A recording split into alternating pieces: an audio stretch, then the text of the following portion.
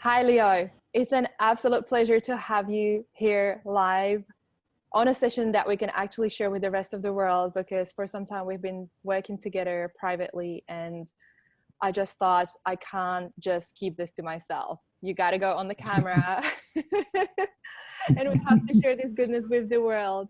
So I would love to introduce you, Leo, to our community of Burnout Heroes and everyone beyond. You are an amazing person, such a beautiful human being, but also an amazing coach and a support for so many people in this world. I personally know you from our coaching relationship and addressing things around conditioning and programming, and looking into divine union, divine masculine, divine feminine. I know you from your work with tantra and alchemy, which I'm super excited to dive more into when I am ready. But yeah, through our work we have been, because obviously I went through a burnout, and we have been talking a lot about burnout. And you work with clients who have gone through a burnout, because burnout is just, yet another step in the awakening journey for many. So this is the reason why you're here. I would love to actually invite you to introduce yourself. Like how do you see yourself at this present moment? What is it that you're passionate about? What do you feel is your mission in this world? And then we can take it from there. So warm welcome to you, Leo. Thank you so much for having me, and it's truly an honor to be at service for you and my sisters and brothers. Yeah, basically I call myself a guide, and usually we follow a reality, and we think that reality is going to make me happy, and we follow that reality. If you have this education, if I have this partner, if I have this car, if I have this and that, I will be happy. And you work hard days and nights, months and years, and then one day you have, all the things that it was on your bucket list, basically, and you look around and say, well, I'm not happy. Obviously, that reality was not your reality. So what I do, I just offer a different reality. And is a practical spirituality, basically. We have to do it. Once we do it, and then if we like the result, we can continue another week, another month. And after 1 year, if it feels good, you can make that your reality, because the goal of this process is to make people free. And we know that once we are free, we are truly happy. And once we are truly happy, we want to share that happiness. And that's the union that we are talking about, the divine union. Beautiful. And there are so many things to talk about. And this burnout is close to my heart, because this is the future. Not so future, but right now, but it's just the top of the iceberg. It's gonna come out so much more. I mean, if you were talking about 5 years ago, and if your friend asks you how you doing, well, I'm not feeling good. What's wrong? Well, I'm burned out. And so what do you mean? Did you burn yourself? On the oven? He said, no. So it's a very not clear. Aspects of our lives, what happens that we get there. And basically the body shuts down, at the end. The physical body just cannot take it anymore. And in order to find what is it, because the body is just reacting to a behavior, right? And once we look at the ladder of transformation, I call it, the life that we are living is the result of our behavior. We behave in a certain way and we create a life. And our behavior comes, has its roots in our values, and our values has its roots in our beliefs, and our beliefs comes from our programming in the subconscious. So if I have a life that is not make me free, make me happy, then I have to go back to reprogram those aspects of me that needs to be healed, needs to be, reprogrammed. And then I change my beliefs, then I change my values, then I change my behavior, and then I create the life that I want to live in. Yeah. Yeah. Beautiful. Thank you so much for this amazing introduction. You're welcome. For all of us. I took so many notes. Amazing. Let's start from the beginning. One of the things that you said at the beginning was this, like, the concept of reality, and the fact that people realize one day that the reality they're living doesn't make them happy. How is it possible that that's the case, that our reality doesn't make us happy, and actually our reality is not our reality? Yeah, I usually say the reality that we are perceiving in this world, because if we want to get a little bit spiritual and talk about the alchemy, everything comes from the mind. So every object that has a matter, as a form for us, we perceive it as a camera or as a TV or as a car, is the structured thought. So everything comes from the thought. So in a way, it's an illusion, everything around us. So, but it depends on the vibration that we have been schooled and programmed to work on and to resonate on. Once we change that one, everything disappears. So if we go back again, you have to understand what is my values? What are my values, and what is it that I'm burning for? What is the purpose of my life? What is it that makes me happy? First of all, because if we look at the burning out, the very seed of, to be burned out in the future happens between 0 and 7 years. Most of us, they have planned that seed. I say they, which means the parents and 7 generations back, because this programming is ancestral, is not even ours. Half of the things we are carrying, they are not even ours. So it's the programming we have, inheriting, from our grandparents and those grandparents and so on and so on. So if we look at it, all of us, we have already planted that seed of being burned out. But once we grow up, depends on everyone's divine contract, we react into that seed, how much we allow this to grow. If we are codependent, that grows faster. If we have other issues, it goes lower, so, a little bit slower. But basically, all of us, most of us, have that seed planted between 0 and 7 years, and that's the time the subconscious programming happens. And of course, as a child, you are full of trust to your parents, because they were there from the very, very beginning. You recognize their smell, you recognize their voice, and as a child, we have this unbelievable, divinely naive trust to everything and everyone. We even things that the fire won't burn us. We go and touch the fire and you just get burned for the first time. We experience that. So once we trust so much our parents, whatever they do, we just copycat, because they are our queen and king.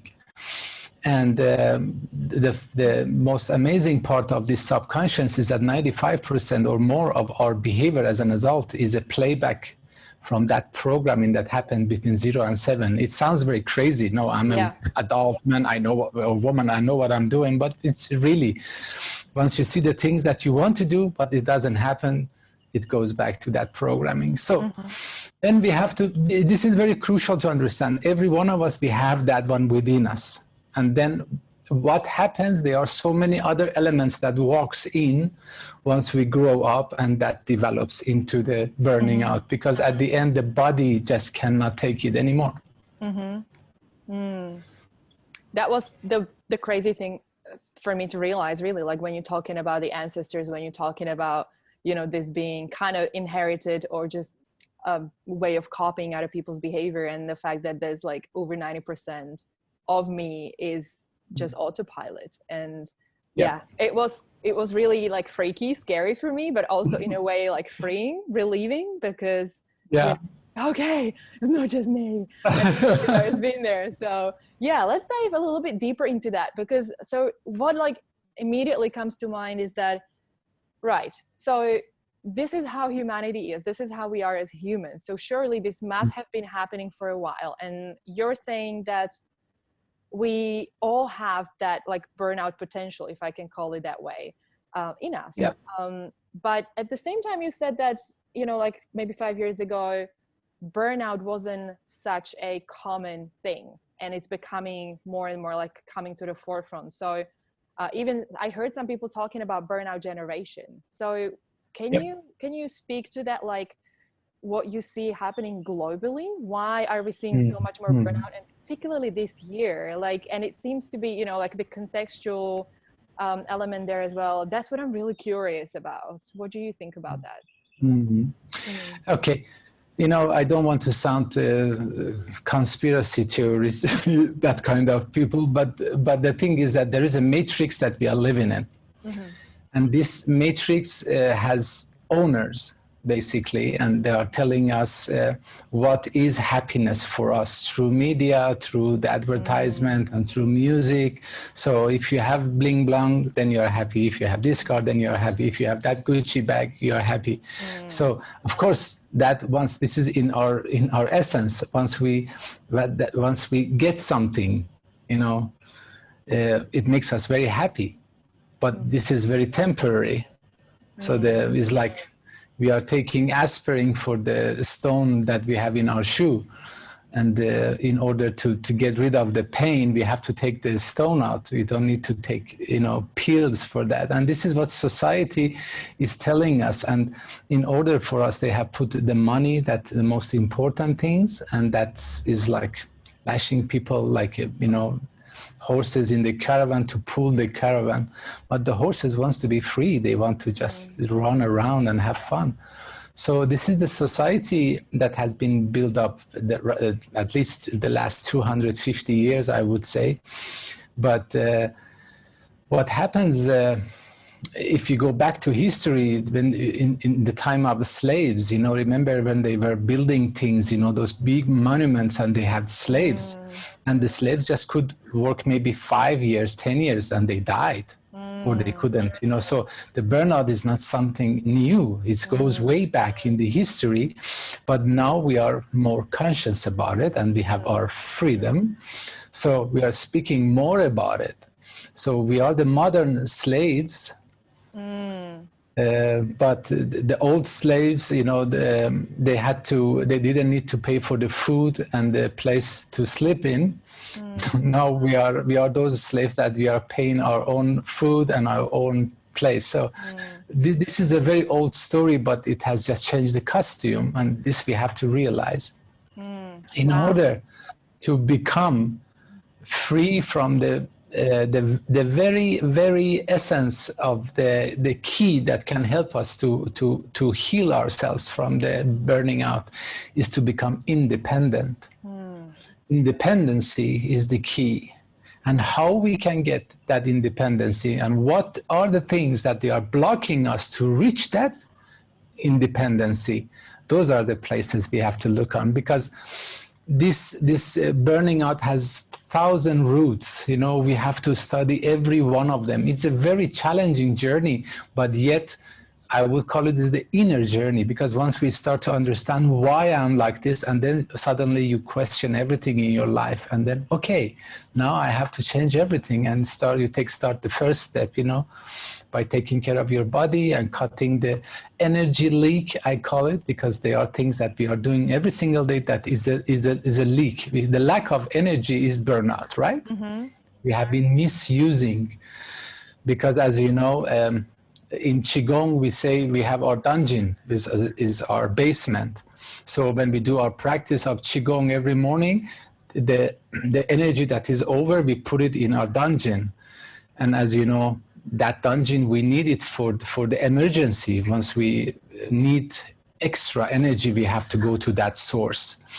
That is actually our sexual energy, life energy, chi energy.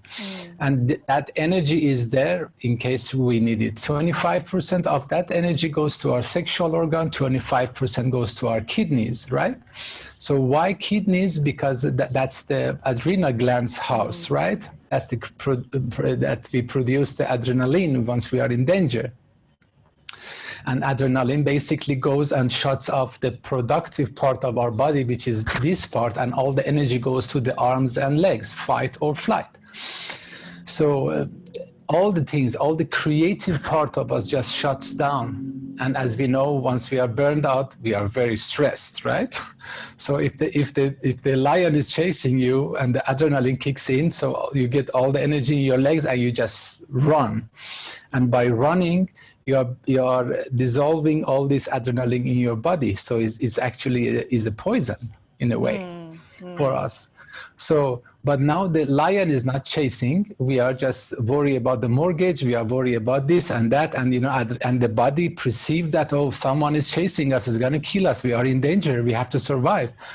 But nothing happens to that adrenaline. It stays in the body. It crystallizes in the wall of the cells and so on and so on. Then lymphatic system shuts down and everything in the body basically starts, you know, dysfunctioning. So, I mean, it has the spiritual part of burning out, the intellectual part of burning out, you know, the emotional part of burning out, the physical part and the sexual part, because the sexual part, that's the time we regenerate ourselves. That's our generator. Every single morning we get that energy within us, and that's the life energy, is the chi energy. It's not only... We should not only think that we're using it in the bed or intimacy. So, yeah. Wow. Yeah, I can talk about this for days, and because everything is interconnected and everything is corresponding, you know, and then. Absolutely. I leave it to you for your question. If you can guide me through your question, because I just can't talk about it for, yeah. Beautiful. Thank you. There's so much good stuff in this. And I'm sure that this is super eye-opening to a lot of people, you know, like talking about the energy and the use of it. And so you mentioned the idea of energy leakage. Could you perhaps list a couple of examples of how you can see people allowing their energy to leak? Like, what are some of those things that people do, whether that's beliefs or habits in their lives, where this energy is sort of going in the places where it's not really serving for, you know, their goals or purpose? Yeah, there are actually many things. The first thing I would say is a kind of energy leak is that 70% of our thoughts, they are not good for us. If you truly be honest and just really write down every single thought that comes up in our mind, just to have a list of it. If you look at it, 70 of them, they are not transforming us. They are not adding something beautiful to our lives. Only 30% at top, they are constructive thoughts. They are things that help us to grow. So the first thing is to understand the mind, because mind is a machine. Nothing else than machine. And who's the driver? Is it the ego or is it the heart?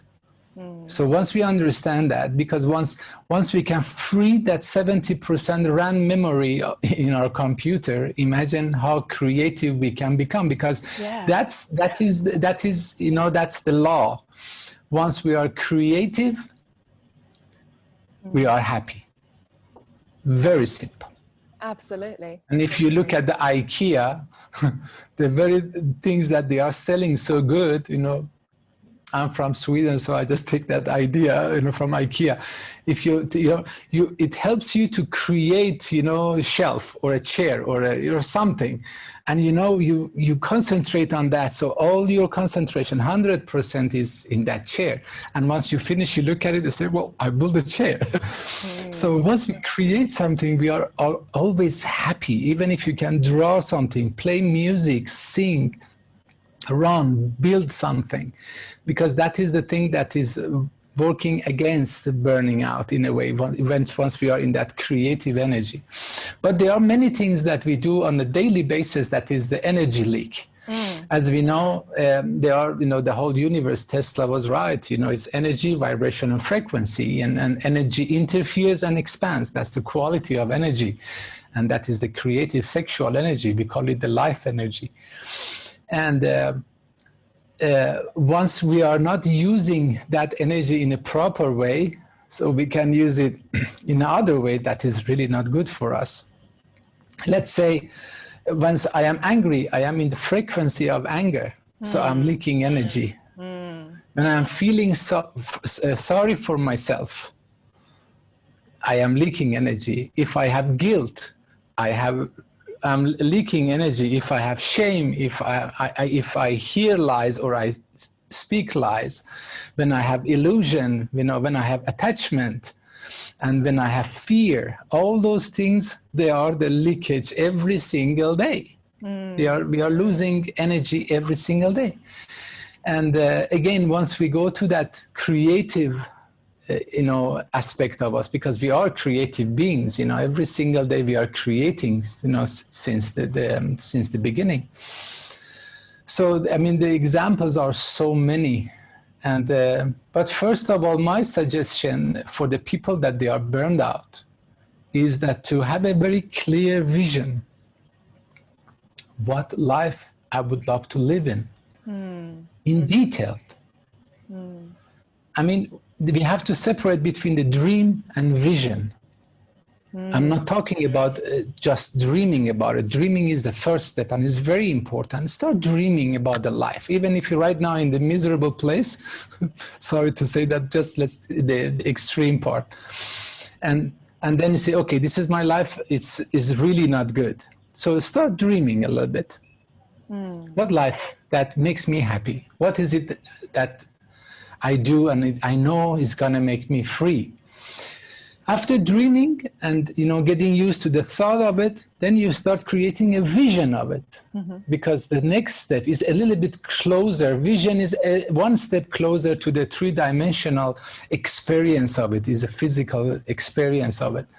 So once you have that vision clear, okay, this is the vision. This is my life. I want to have this more specific. I want to work with this thing, this subject. I want to have this body. I want to have this relationship with my parents. I want to have this relationship with my partner. I want to have this relationship with my co-workers, and so on and so on. And just bring it down. And then that is the whole package of the vision. And then we can start okay, the first short-term plan, which is 1 year. Let's say October 2021, where I'm going to be physically. Am I going to be in Hawaii, or am I going to be in States, or am I going to be in China? Where? Physical. Okay, I'm going to be there. That's my dream. I don't like to be in the cold weather. I just want to go somewhere that palms are growing, so I know that I can have a shirt and I'm happy. That makes me happy when I see the sun. Okay, that's good. Put it on the vision board.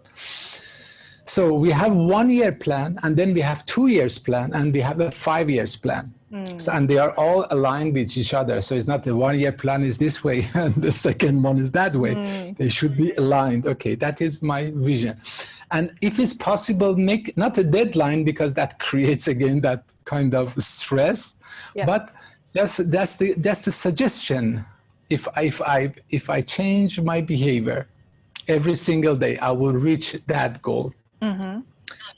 So basically, try to plan it every month, even if it's possible every week.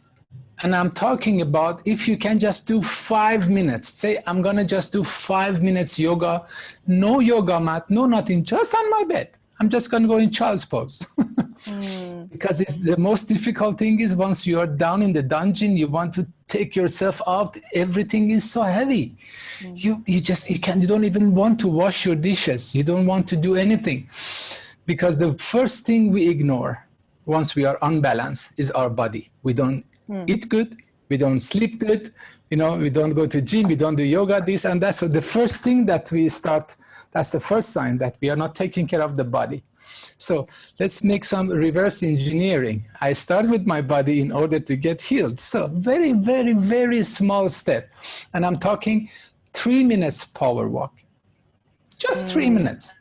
Then you can maybe develop it to 1 hour, 40 minutes. You go 10 kilometers. Oh my God. And then after that, you go, okay, I am just going to take chips out of my diet. So I'm going to just put some broccoli instead, or this and that. Small, small, small. And that is the plan, because this is going to take time. There is no quick fix for it. Everything in the matrix tells you everything is quick. Bam, bam, bam, quick. You know, fast. Everything must go fast. Internet, fast car, fast sex, fast. Everything is just fast. Fast food. We have to slow down, because when you're on the path of burning out, 1 minute is 15 seconds. We have to bring it back to 60, maybe in the beginning to 90 seconds, and just slowly bring us. So don't follow the norm outside. Try to stay inside. Maybe this takes 1 hour for everyone else to do it. For me, it takes 1 day. Completely okay. So it's very important to take the time away, take your watch away, try not to look at the time so much and try to just be in that moment. Beautiful. Oh, you raised so many interesting things in there. Yeah. I think, I would love to dig. I'm going to say dig because it really feels like, going deep with this.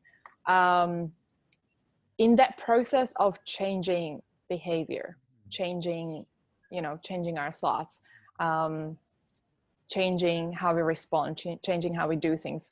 I really love that you already offered a way to, get out of the burnout, which I was planning to talk about at the end of the video. So that's fantastic. Thank you for doing that. That makes this really, really real. The thing is that I feel like a lot of people do kind of know that they should be doing some of these things, but they feel so much resistance. And, they maybe tried meditation once or yoga, but they kind of like slip really easily back into the old habits, unless really the body puts them in a hospital bed. Like I've seen a lot of cases like that. And I've done a lot of those things myself, where it's way easier to drink more coffee than to actually take a nap and appreciate that, hey, I need to recharge here. And it's not through adding more caffeine to my body and firing up the system even more.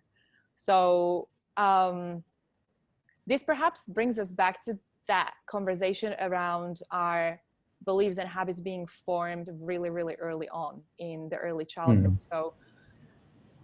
So people have this plan. They know that they should be working on their vision and connect with it and start this practice. But what if they're feeling so much of this resistance and it's actually there for 30, 40 years, their entire life? Like, what would you say is the best way to approach this, where they're feeling like, oh, my body literally doesn't let me, or it's so hard, or it's like so many emotions are coming up, or just so much resistance being there?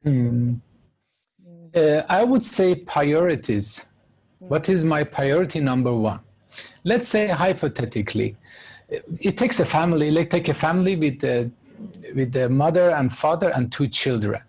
Okay, and they are living in San Francisco.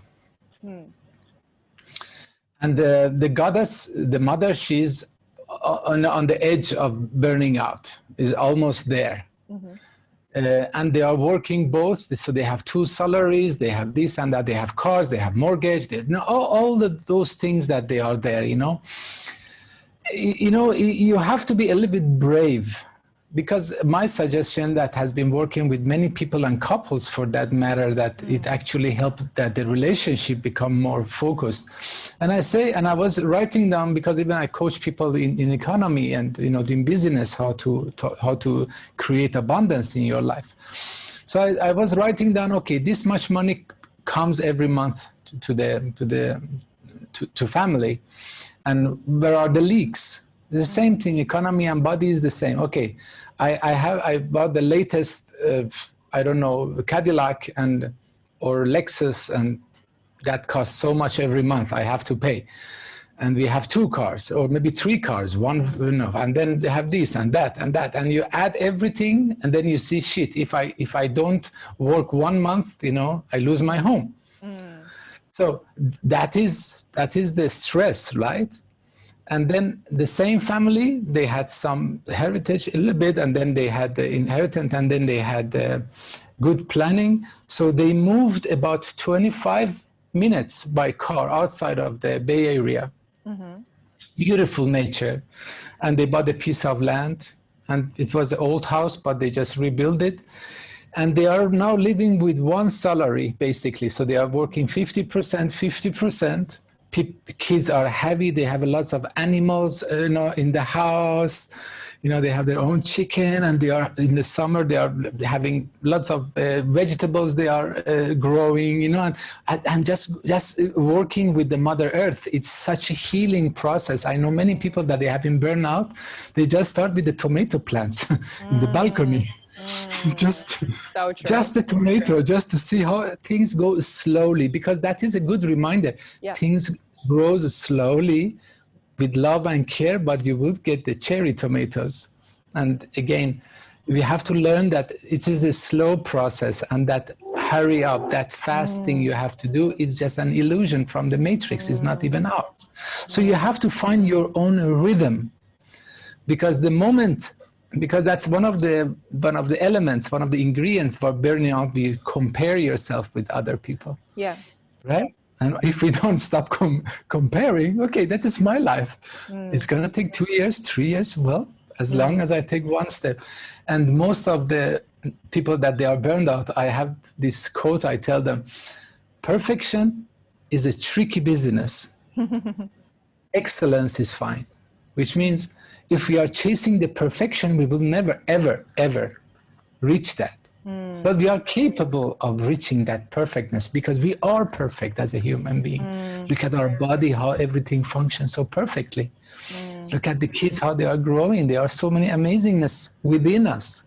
So this is a journey inward. It has nothing to do with the world outside. If we can just realize, for me, first I have to address what went wrong, that I became burnout. And then what is it I have to heal? And what is it I need to reprogram in order to not go back again and fall back into that? Brilliant. So we can really design the life that we want, and the priorities again. What is my priority number one? I have 2 beautiful children. I have a wonderful husband. Okay, that's number one. That's the love. Okay, that's good. So this is, if I continue this one, I cannot be that part of this family that brings harmony, love, and light, and money, and abundance. So I have to take responsibility, right? So if you are in a family, you need to get help from the family in order to address and heal. And sometimes it's the family that's causing the burning out, which it usually does. I mean, you have to just go day by day and have, of course, your vision, but you just take it. I do the very best I can do today. That is excellence. Because I know if I do everything as good as I can with the resources, with the power, with the energy I have today, that is excellence. And I know if I do that, I put the first step of perfection in the future. And time is an illusion. So we don't need to think so much about the time, basically. I hope it makes sense. Yeah, absolutely. There's like lots of ideas popping up in my head, and I'm like, my mind is blowing at the moment. It's great. Yeah. So this is super interesting because I already heard you mentioning some of the common traits of burnout and basically some things that are associated with, how we get to it. So what I heard you say was the competition. There was a little bit of this like people pleasing and caring about others more than we care about ourselves, even not really taking responsibility and showing up for ourselves, but rather sort of like externalizing that a bit. The perfectionism is a huge one as well. The thing that you said is the kind of the solution and the way to the freedom is independence. And that is just such an interesting concept in today's society where, we have so much codependency built into the system and into the relationships. I feel like you're such a good person to talk about this. How can you build this independence in the world? What does it even look like? And how do you associate codependency and perhaps some of these other traits that I mentioned, you know, like what's the connection with competition and people pleasing and perfectionism and how does this all kind of like play together for you? Well, in order to explain that, I have to take one step back. As you know, I'm actually in the process of recording some videos to put it on the YouTube and all these things. So I have been under the radar all my life. So I'm coming up to the surface. And one of the things that I'm going to do, I'm going to put a lot of small video clips, 3, 4, 5 minutes, and visual is like a trailer, you know. It's not like sitting there boring talking, you know, like I do now, but it's like a storytelling in 3, 4, 5 minutes. And one of the things that I want to talk about is the innocence of ego, that the ego is so innocent. And you might say, well, it has nothing to do with the burning out, but it has everything to do with. Let me explain it to you. So let me take you one step back. Okay. Once we are born, once we come as a soul to have experience and to re-experience life in this three-dimensional world, as you know, in this physical world we have 48 natural laws that they are ruling and applying. So some of them, they are really dangerous for us. So in order for us to be protected, the first 7 years of protection lays in the hands of the parents. So the parents are taking care of us the first 7 years. Perfect. And those 7 years is the time we are programming our subconscious. We are in the theta brain waves, which is a very beautiful, talk itself.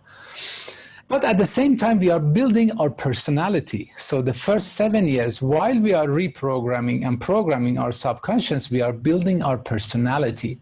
Because the personality is the very tool that the egos in the future is going to use in order to protect us. So, yes, protect us. So let me say you this.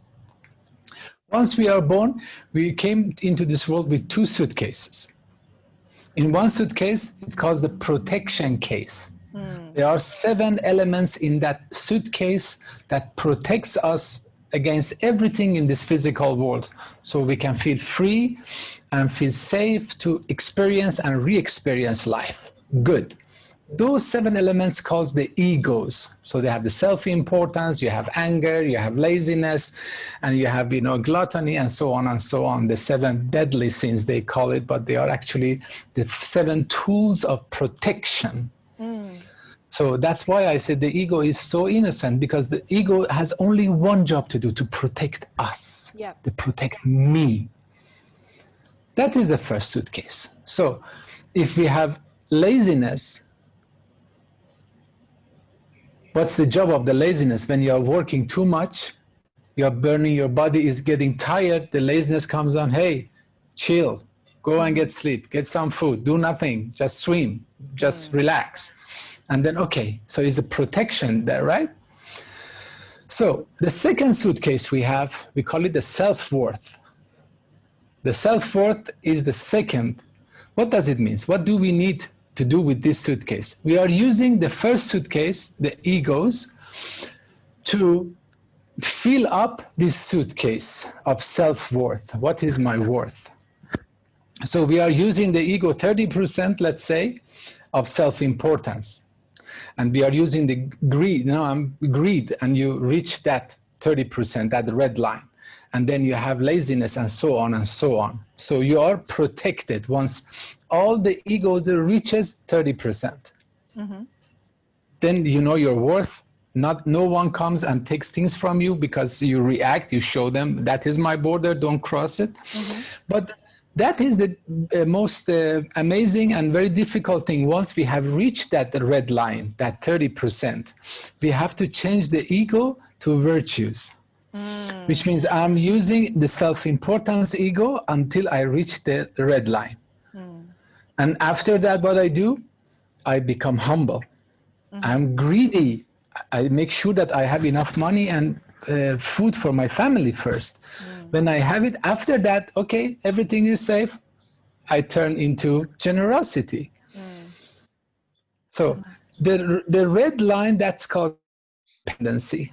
So what happens with the codependency, borderliner, or a narcissistic behavior person, because we don't have so many narcissist people, they don't have empathy or sympathy, but there are people that they are incarnating the behavior of a narcissistic person. So what happens here, a codependent, the self-importance comes up to 10%, and cannot get higher because of the things that happens in the childhood. It stays in 10%. And there is a need for us to reach that 30%, but we cannot do it. Yeah. The narcissistic behavior person didn't stop at the red line, continue to be egoistic. So because they think, no, I need more to protect myself. I need more, and it goes to 90%. So that 90% needs to balance itself. It goes to the person that has only 10. So if we put them together, then they reach the independency, but it is only an illusion. So that's why there is a beautiful dance between the codependency and narcissistic behavior person, because there is a need to reach that independency, but they cannot do it by themselves. The other one has too much ego, the other one has too little. So, and that is one of the things, you know, both, you know, all three, the borderliners, codependent, and, you know, narcissistic behavior person, all could burn out in their own way, based on what they are having the thought process, you know, how they are handling that. But most of the people that they are burned out, they are codependent because they want to please. They have to please in order to feel that one. And once we have tried this for 10, 20, 30, 40, 50 years, we know that it doesn't work. So we have to go inside, because all the answers is inside. There is nothing in my pocket. For my sisters and brother, when I coach them, I say, my job is to make sure how amazing you are. You know, as Rumi says, you know, you don't need to, you know, I was searching for my beloved all over the world, but it was inside me. So everything is inside. We don't need, you know, the way out is in. We don't need to go out to search, what can I find solution for my burning out? Everything is inside. Just close your eyes and start being very strategic. You know, we have to organize your mind, because there is a chaos in the head of the burnout person. Definitely. We have to put things in order. Yeah.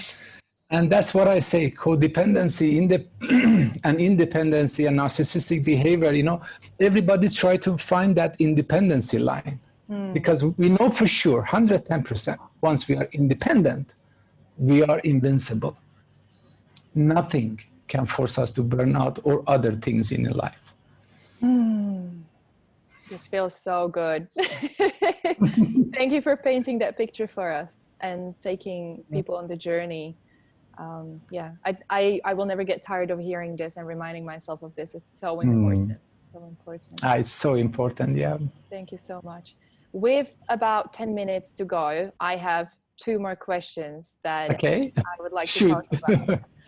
So the first one is, what do you think is the opportunity of burnout? And I'm going to say the second question too, just so we sort of like allow for the time. I'm interested in diving a little bit more into the sexual energy as a source energy for us, and the life force energy that you mentioned, because I feel like that might be very helpful for people to understand. So if you could speak to these 2 questions a little bit more, I feel like that would be a really good contribution to this. What was the first question? I didn't get it. So the first question is, what do you think is the opportunity of burnout? I sometimes call it like the blessing of burnout. So basically what we're trying to do is to reframe burnout from something that the society sees as, you know, like you're broken, and this classical Western approach to healthcare and well-being, to look at it as an opportunity. So what do you think is the opportunity of burnout for people? Yeah, I would say, I want to be nice, but 90% of the people that I have coached in all the aspects of life, in business, in sexuality,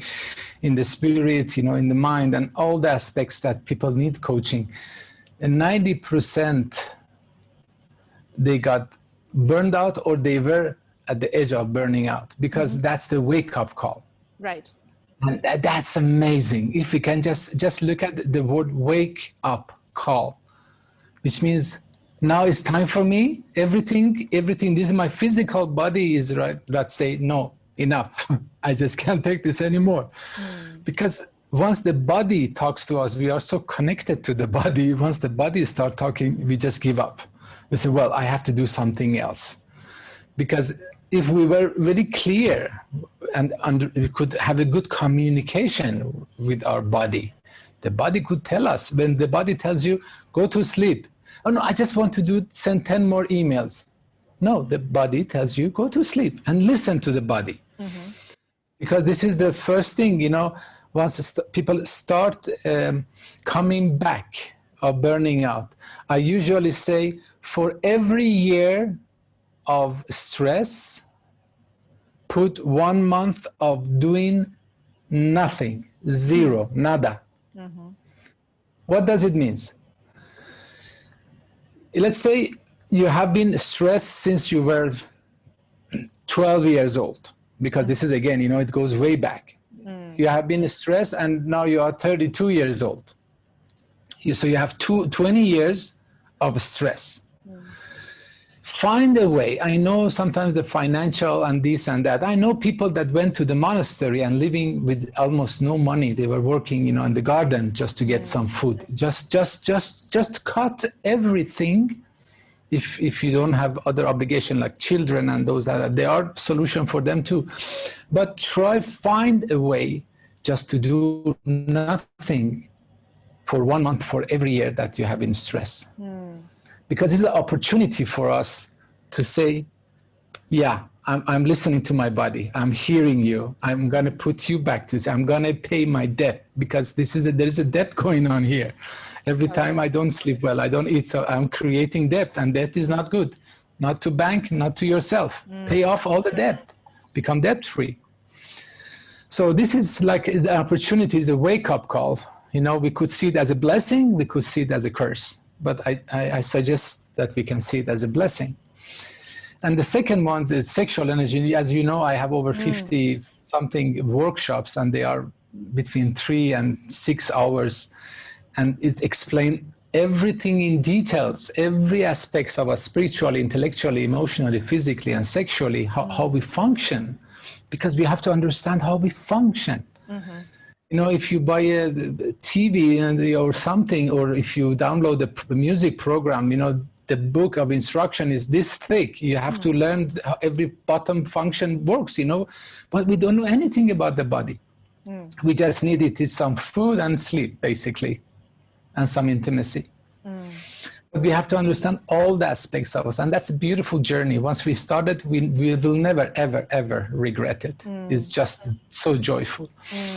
So our sexual energy is the generator. We receive chi energy that goes to our chakras, and chakras are interconnected to every organ in our body. You know, if you have the throat chakra, is your thyroid, and your upper lung, and so on and so on. If it's your heart chakra, is your physical heart, and if you have your plexus, is the digestion system. And I don't want to go in details, but we know that we need that sexual energy that comes to our chakras, because chakras have 2 functions. One is to make sure that we distribute the energy all over the body, so the body can function. The heart beats and lung and everything. But the other aspect of that chakra function is multiplies the sexual energy. As you know, the root chakra is about survival, and it's blocked by fear. The sacral chakra talks about, you know, pleasure, everything that gives you joy in life, and is blocked by guilt. The third one, plexus, is the willpower. Who am I? What can I do in this life? What is my mission in life? My willpower. And that is blocked by shame. You know, you don't want to show yourself because you think that people perceive you, and you are scared of being judged, and so on and so on.